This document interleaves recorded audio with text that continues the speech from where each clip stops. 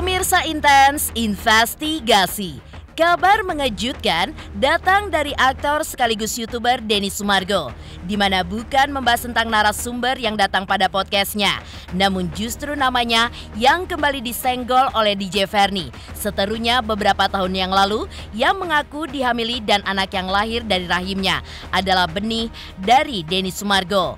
Lantas seperti apa DJ Fernie yang sebelumnya meminta maaf lantaran hasil tes DNA sang anak yang negatif kini justru kembali muncul, di mana menuntut Denny Sumargo untuk melakukan tes DNA kedua.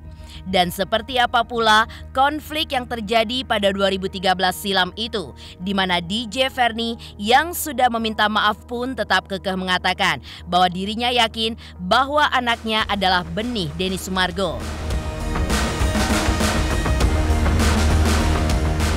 Dituding menghamili hingga nama baiknya pun tercoreng. Seperti apa Denny Sumargo yang pada kala itu begitu emosional hingga menangis lantaran kebaikannya kepada DJ Fernie justru dibalas dengan perlakuan yang keji dan menjatuhkan namanya. Dan bagaimana pula kebahagiaan Denny Sumargo pada saat ini yang mempunyai rumah tangga yang begitu harmonis dan adem ayem dengan belahan jiwanya Olivia Alan, wanita yang kini menjadi istrinya itu.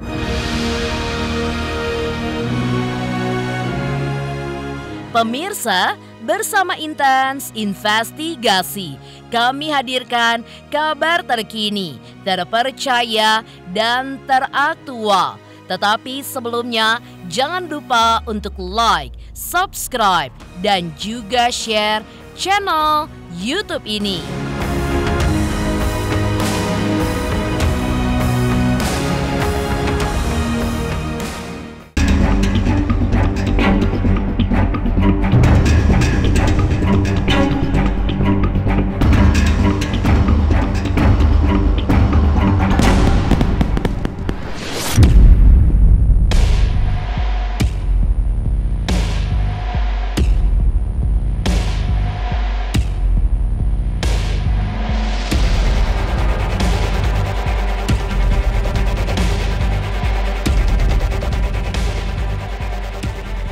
Tak ada angin, tak ada hujan. Baru-baru ini, publik pun dikejutkan dengan kemunculan kembali DJ Fernie, sosok yang sempat berseteru dengan Denny Sumargo soal tes DNA lantaran Denny Sumargo yang dituding telah menghamilinya. Ya, setelah sempat menghilang hingga hasil dari tes DNA sang anak pun hasilnya negatif, di mana Denny Sumargo pun bukanlah ayah kandung dari anaknya tersebut. Lagi-lagi DJ Fernie pun berkeluh kesah di sosial medianya, di mana meminta Denny Sumargo untuk kembali menjalani tes DNA untuk kedua kalinya. Dalam permintaannya itu, DJ Fernie pun meminta tes DNA kembali. Namun dengan syarat, dokter dan rumah sakitnya adalah pilihan DJ Fernie. Hingga ia pun yakin bahwa hasil untuk tes DNA-nya kali ini akan mengejutkan. Tes DNA 2 kali yuk, biar tambah mengejutkan, tulis DJ Fernie. Bahkan, Fernie pun sempat mengklaim bahwa putrinya berinisial AA merupakan anak kandung dari Denny Sumargo. Ia pun mengaku tidak puas dari hasil tes DNA pertama, lantaran tes tersebut dilakukan di rumah sakit pilihan Denny Sumargo. Kan kemarin rumah sakit pilihan dia, dokter pilihan dia. Sekarang gantian dong, RS-nya dari saya. Sambung DJ Fernie.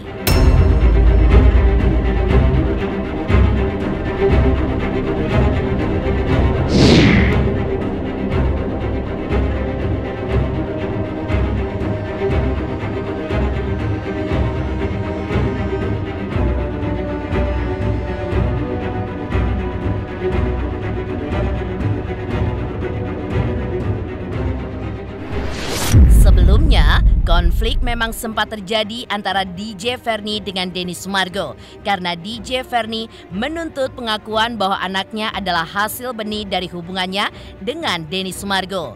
Namun, setelah ujung dari masalah ini adalah adanya pilihan melakukan tes DNA. Hasilnya pun di luar dugaan, di mana anak dari DJ Verni bukanlah benih dari Denny Sumargo. Seolah telah meresahkan masyarakat, terutama tudingan buruk kepada Denny Sumargo. DJ Verni yang sebelumnya bikin heboh publik itu pun meminta maaf kepada Denny Sumargo, yang pada akhirnya membuat Denny Sumargo pun merasa lega dan menegaskan bahwa selama ini DJ Verni lah yang berbohong. Ya, saya di sini mau mengakui atas kesalahan saya yang di 6 tahun yang lalu, dan di sini saya bertanggung jawab atas 6 tahun yang lalu sudah terjadi. Hasil tes DNA-nya sudah keluar, ternyata tidak cocok. Sebenarnya sih kita preskon itu tes DNA di 2 rumah sakit, cuman ini cuma satu rumah sakit, tapi nggak apa-apa. Kalau bisa saya salah, pasti saya akan bilang salah. Dan saya juga akan minta maaf kepada keluarga Denny, kepada semua orang-orang yang di sini juga, kepada fansnya Denny juga, pada semuanya. Kalau misalnya memang hasil tes DNA-nya kalau bisa tidak cocok, ya berarti mungkin saya yang salah. Jadi saya mohon maaf kepada semuanya. Poinnya adalah itu bukan anak gua. Terima kasih banyak. Dan kita nggak nyari simpati dari cerita-cerita hidup saya dan keluarga saya. Saya hanya meluruskan aja kalau misalnya itu sudah ada bukti, dan terima kasih. Saya memaafkan semua yang terjadi kemarin. Jangan lagi apalagi membebani apalagi namanya anaknya dengan kondisi kayak begitu.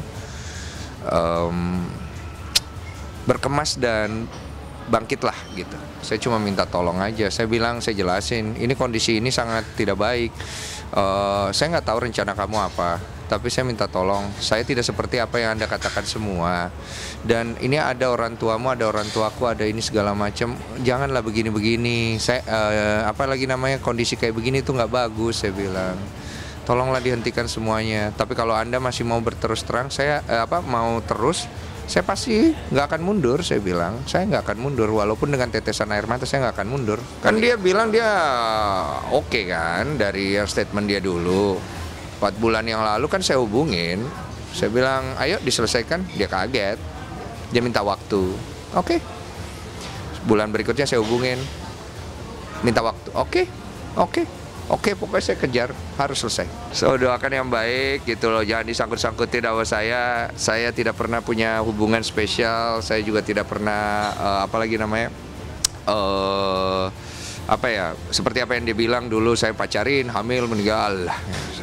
Tidak was-was, tidak. Cuma pertama kejadian itu saya tahu bahwa bukan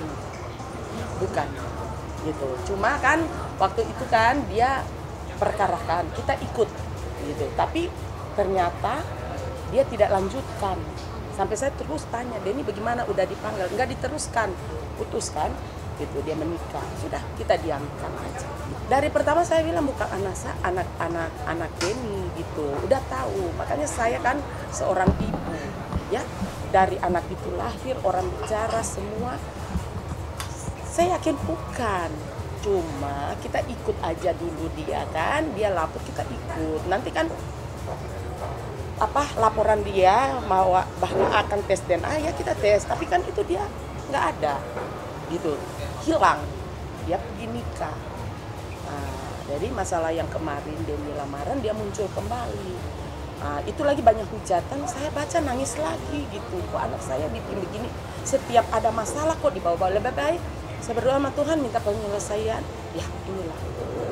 Karena setahu saya ya, saya tahu anak saya yang saya ajar gak pernah berbohong, maupun itu sakit, maupun itu apa, harus jujur. Kalau memang itu anak kamu, sampai sempat memang 6 tahun yang lalu Denny itu sujud, "Ma, bukan anak saya, Ma." Saya tahu memang saya mungkin bisa berbohong sama orang, tapi saya tidak bisa berbohong sama Mama dengan Tuhan gitu. Sampai nangis gitu. Maka saya yakin itu bukan. Saya yakin-yakinnya saya. Cuma kemarin itu saya sempat waktu pertama 3 minggu lalu mau tes DNA, saya cuma bilang, kasihan anak ini tidak berdosa. Yang berdosa adalah orang tuanya. Saya bilang, kamu jadi orang tua harus jujur, takut Tuhan. Kasihan anak ini, karena saya juga orang sendiri pernah pelihara anak saya. Gitu. Jangan anak ini sampai dihujat. Gitu. Kamu salah dari pertama. Kamu harus datang baik-baik, bukan kamu datang ke media. Makanya kita akan selesaikan ke media juga. Kalau kita tidak selesaikan ke media, orang kan masih nuduh gitu. Kasihan anak itu, kasihan.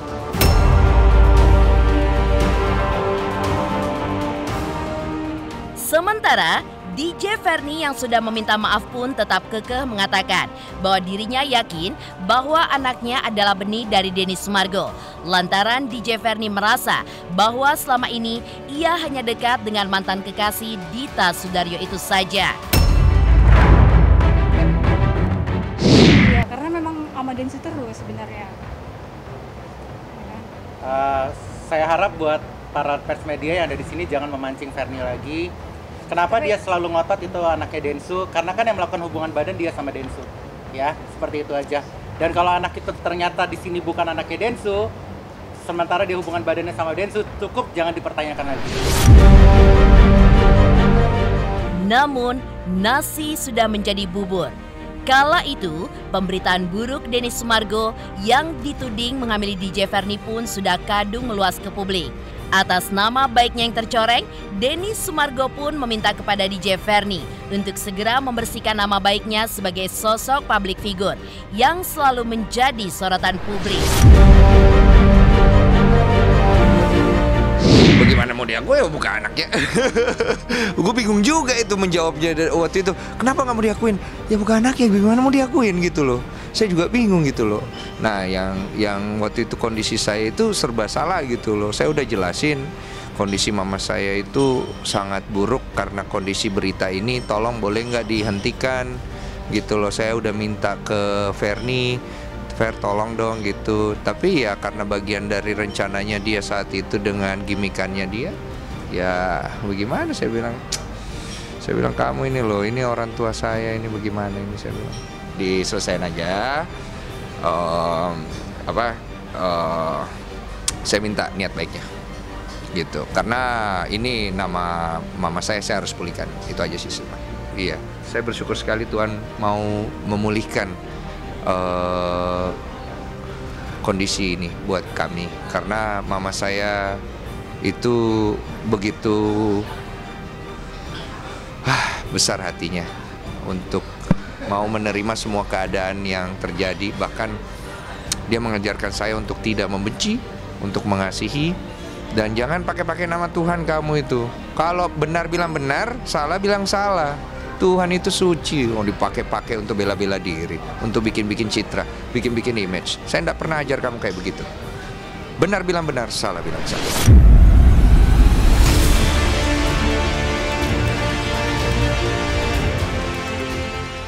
Lantas seperti apa rasa sakit hati Denny Sumargo pada kala itu ketika mengetahui bahwa DJ Fernie sangat menyakiti hatinya dengan tudingannya? Padahal menurut Denny, dirinya justru banyak membantu DJ Fernie pada kala itu. Pemirsa Intens Investigasi, jangan lupa untuk like, subscribe, dan juga share channel YouTube ini. Saksikan Intens, udah kayak minum obat ya, sehari 3 kali. Oke, pokoknya ini berita terupdate di Intens. Oke, pokoknya jangan lupa di like, subscribe, and comment.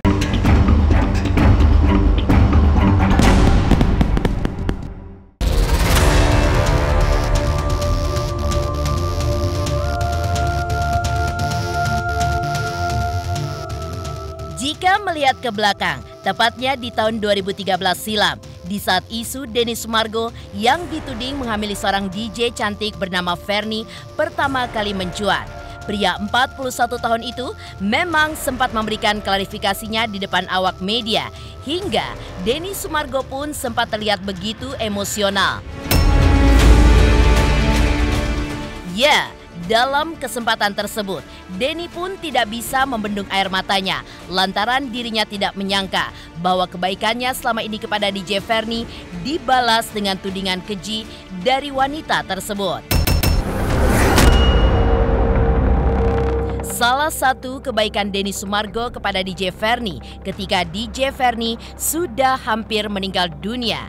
Di mana kala itu justru yang membantu dan menolong dirinya adalah Denny Sumargo.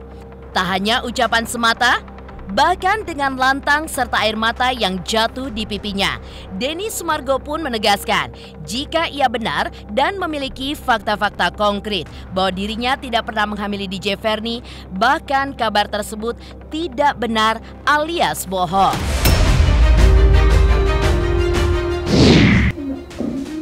Tidak memberikan kebaikan kepada Anda.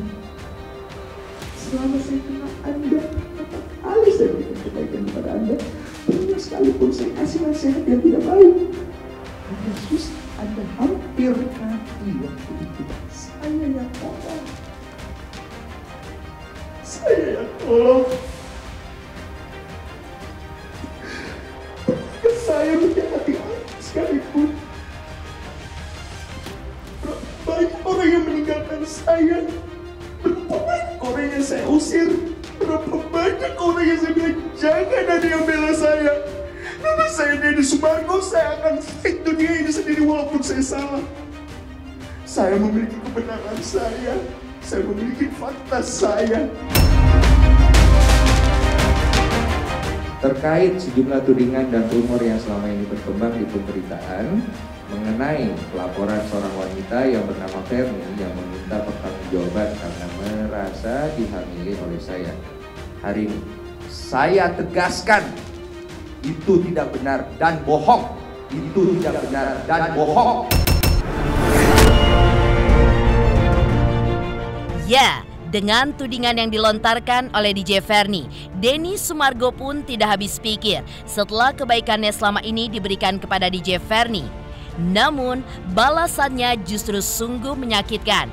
Apalagi kepada ibunda Denny Sumargo yang sempat syok mendengar isu sang anak yang dituding menghamili. Atas kesedihan sang ibu yang begitu berlarut pada kala itu, Denny Sumargo pun lagi-lagi menangis hingga ia pun meminta maaf kepada sang mama yang telah melahirkannya dan mengaku bahwa dirinya tidak bersalah hingga akan membuktikan sebuah kebenaran yang sudah dipegang oleh pemain film 5 cm itu. Saya minta maaf kepada mama saya, itu pertanggungjawaban saya pada dia sudah melahirkan saya ke dunia. Atas semua hal ini, saya tidak salah dan saya tahu kebenarannya. Maafkan saya kalau saya tidak bisa menghancurkan hidup orang lain. Maafkan saya. Buktikan kalau saya pernah berjanji. Buktikan kalau saya pernah berpacaran dengan Anda. Saya tantang Anda di depan semua publik. Anda buktikan itu semua. Kalau Anda pernah memiliki hubungan dengan saya, kita fight di depan publik. Habis itu kita ke kantor polisi, bersihkan nama kamu. Ini adalah kesempatan sekarang. Itu tantangan saya. Kalau tidak, jangan coba-coba sekalipun muncul di publik tanpa bukti. Bawa saksi yang kamu punya, bawa bukti SMS yang kamu punya. Kita fight di depan publik. Di sini jangan dilihat saya tertuduh, saya tersangka, saya melakukannya. Saya hari ini datang untuk membantai semua apa statement yang keluar secara logika wajar.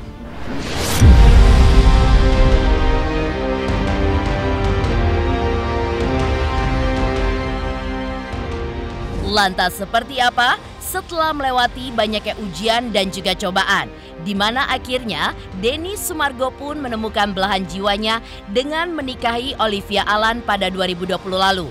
Dan rumah tangganya pun terlihat begitu harmonis serta adem ayem.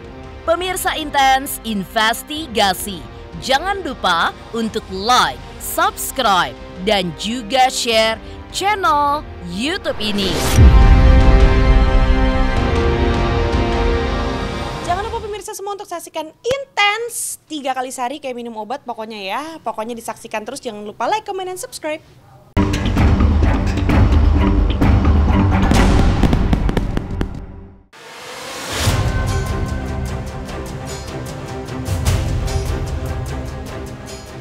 Di tengah masalah lama yang kini kembali menggemparkan publik soal DJ Fernie yang menginginkan Denny Sumargo untuk menjalani tes DNA kedua, kehidupan rumah tangga Denny Sumargo dan Olivia Alan memang terbilang harmonis dan adem ayem.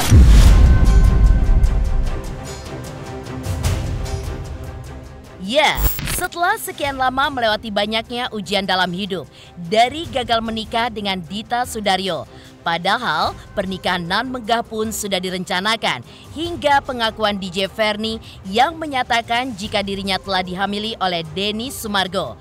Akhirnya, pelabuhan hati Denny Sumargo pun berhenti kepada sosok Olivia Alan, hingga pada 21 November 2020 silam, Denny pun resmi meminang Olivia.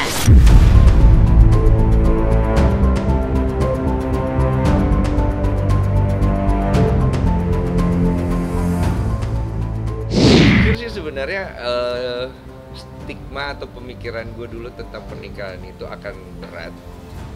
Ternyata di pernikahanku itu ternyata tidak, karena istriku dan aku tuh sama-sama bisa saling mengisi sih. Jadi istriku cukup sangat dewasa, aku juga punya caraku sendiri. Akhirnya kita bisa jadi lebih kompak sih sebenarnya, karena dua-duanya mau mengalah aja sih. Jadi jatuhnya tuh mungkin orang melihatnya ada yang gemas, ada yang senang, dan saya bersyukur aja karena kesan buruk tentang saya pelan-pelan mulai ada positifnya. Dimana saya sebenarnya kepengennya jadi bad boy yang sayang keluarga. Bad boy mah tetap, karena menurut saya karakternya memang begitu. Cuman saya pengen coba merubah stigma bahwa bad boy itu selalu adalah pribadi yang harus dijauhin dan buruk.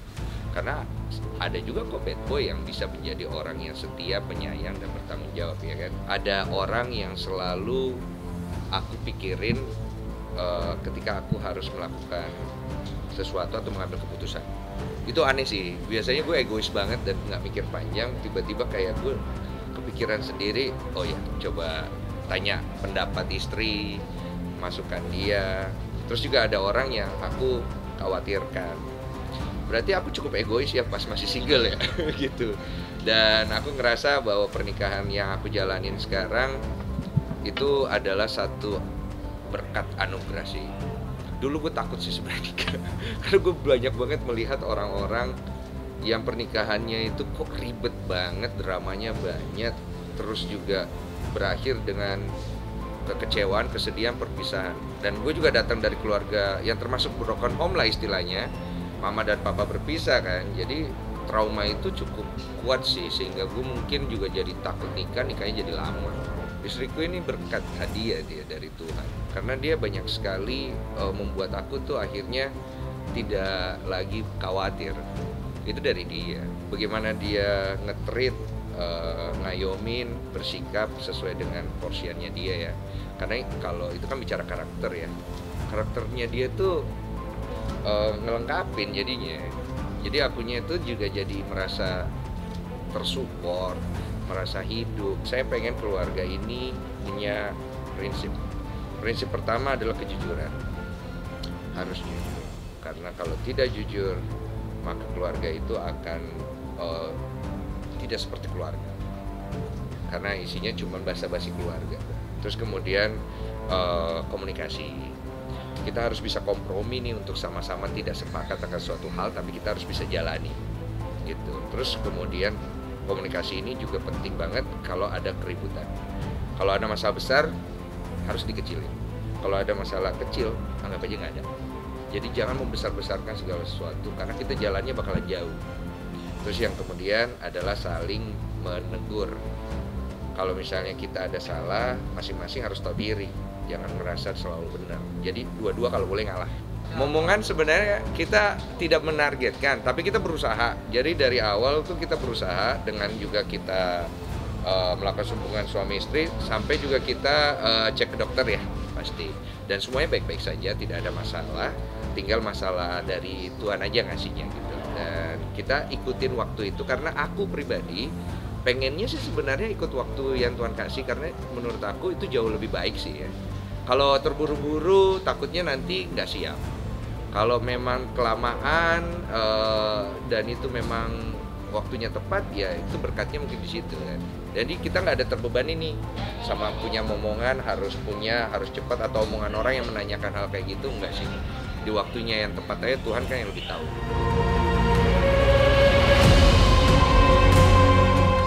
Demikian pemirsa, kabar terkini, terpercaya, dan teraktual yang kami hadirkan hari ini. Saksikan terus Intens Investigasi setiap hari Senin sampai dengan Sabtu, tayang 3 kali sehari, yaitu pada pukul 11 siang, 3 sore, dan 7 malam, hanya di YouTube channel. Dan pastikan jangan lupa untuk like, subscribe, dan juga share channel YouTube ini.